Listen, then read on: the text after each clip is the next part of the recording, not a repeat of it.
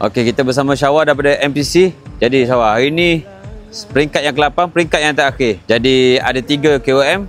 Jadi apa perancangan Syawal untuk hari ini? Okey, hari ni peringkat terakhir daripada tangkap finishing dekat KLCC. So ada 3 pendakian kat Sentul, Bukit Hantu dengan Bukit Ampang. So hari ni plan memang nak try breakaway untuk kalau boleh nak collect point KOM dan nak survive kalau boleh sampai Bukit Ampang lah. So boleh turun mungkin sebab kalau untuk marathon pun memang akan pecah dekat Bukit Hantu dan Bukit Ampang.